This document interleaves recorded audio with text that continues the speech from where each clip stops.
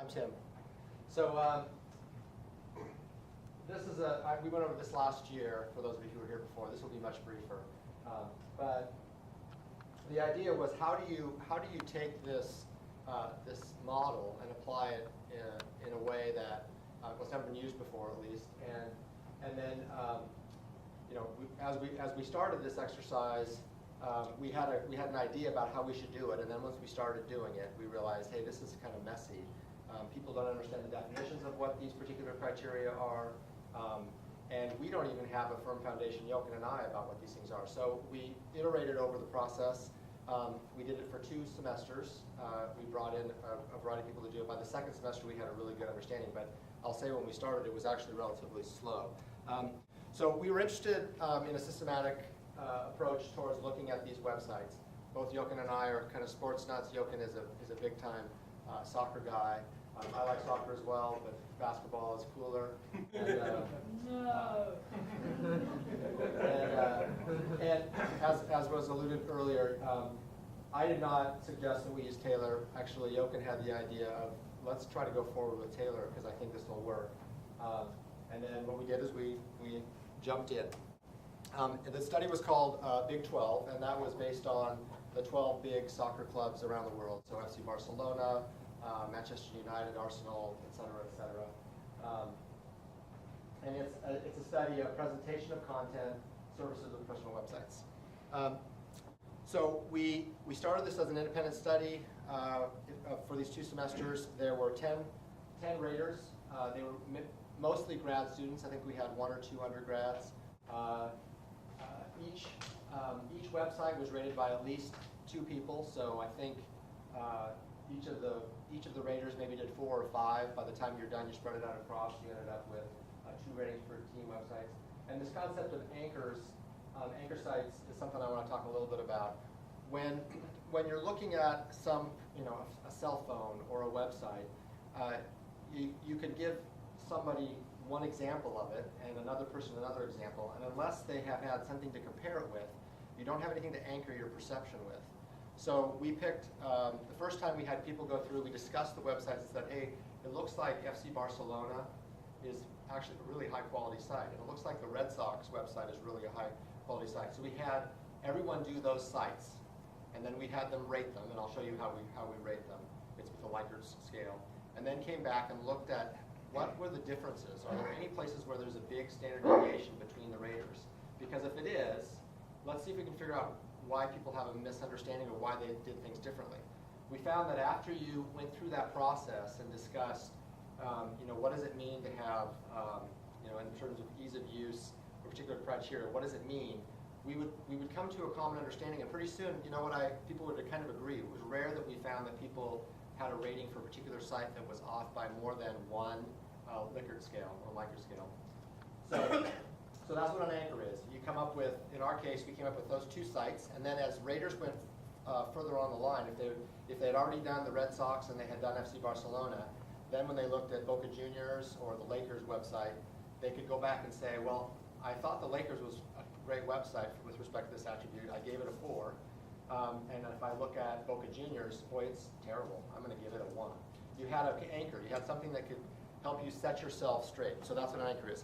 And then in addition to that, when ratings were done, each of the raters then went back using a different method altogether, not Taylor, not looking at every attribute and giving a rating of 1 to 5, but instead they wrote up just a qualitative analysis. Now they were familiar enough with each of these features and the scenarios that we were looking in, and they could write things up and say, I like this, boy, I like the look of this.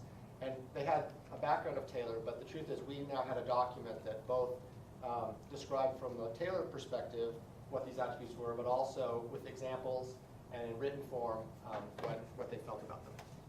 So this is kind of the end of the slide. I've got more, but this is a summary of what we ended up with. You can see up here, you have the ranking 1 to 15 of how the clubs did. Boston was at the top.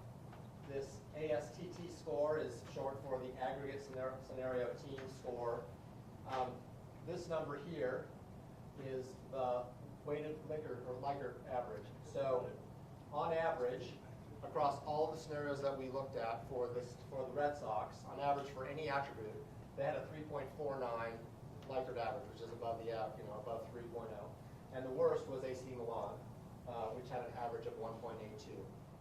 And there's a lot of detail in there, but this is just a summary. You say how high of a quality website is AC Milan, and you can see not very good. And there's actually a significant difference between the Red Sox. So,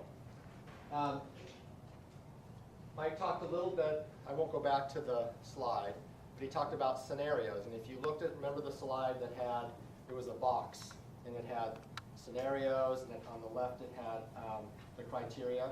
The way we did this was, you have to have some context when you're going to be rating a website. So this was one of the processes that we figured out after we started the exercise with the first group of grad students. We thought, what do these sports websites do? And we kind of came upon this idea that, well, they all have news about the team. They all do something with respect to schedule and results. They all do something about their player profiles and so forth, on down. They do some merchandising and ticketing and so forth, but they were consistent across all of these websites. And so this was the context with which we were able to then put ourselves a persona in and say, let's rank their team news features with respect to Taylor, because the websites have lots and lots of features, but they all have these items. Here's an example, if you go back for one of the scenarios. So one of them is ticketing. This is from FC Barcelona. You can see these are screenshots from FC Barcelona. They do a great job. This is data. This is another aspect of rating websites. They change constantly. The first semester when we did this with, I don't know if it was Boca Juniors or one of these Spanish sites, the thing disappeared later. We also realized as we started that they completely changed a feature, and so it was significantly better. Actually, Jordan did the Lakers the second semester. They were terrible the first time. She came back with this rating, which was actually really good, and we all, Yoke and I thought, boy, she's not very smart. And then we looked at it, and she was right on the money. The next person who rated that thing was completely consistent, and they had changed the website. So that's an aside. But this is an example for a scenario of how does FC Barcelona do ticketing. It's very cool. You click in, if you look to see a section you want to buy a particular ticket, if you click somewhere over here, click some section, it shows the individual seats that are available. In some cases, you click on it, you can see the view from that seat relative. Really nice. If you rated this particular this scenario, FC Barcelona, you would see that they did very well with respect to a number of those attributes. Here's an example of another exceptional scenario. So Major League Baseball is all about stats. And when you compare the statistics and player profiles for baseball in comparison to basketball, football, or soccer, it's not close. Secondly, Major League Baseball shares information across all of the Major League teams. So as you navigate around, if you click on, so this is, who knows who this is? I know Jordan does. David. David Poppy. Okay, David Ortiz. So if you click on Ortiz, he's played for a couple of teams, right? If you click, he actually started with the Mariners, although I think he was in the minors. He was from Minnesota. You can navigate, you can get all of his information. You can see very specific details. You can see what awards he's won. For some people it might be boring, but for the baseball fanatic, for that persona who's doing this, it's fabulous. So another example of a particular feature that we would apply Taylor to in context. Here's an example of AC Milan. AC Milan in the ranking was way at the bottom. They're terrible. They have almost no information. This is their they call it a table, how they've done this season. At the time, this was last year, the screenshot was taken, they were in third place, almost no information. They have 60 points. It's two columns, lots of header, extremely slow. I won't go into a lot of detail on why it's slow. AC Milan is owned by a gentleman in Italy who owns all the paper, the magazines, and the hard copy. He has no incentive for his website to be as successful, so there's some reason why it's maybe not as good. But this is an example, if you compare this with some of the other sites, you would see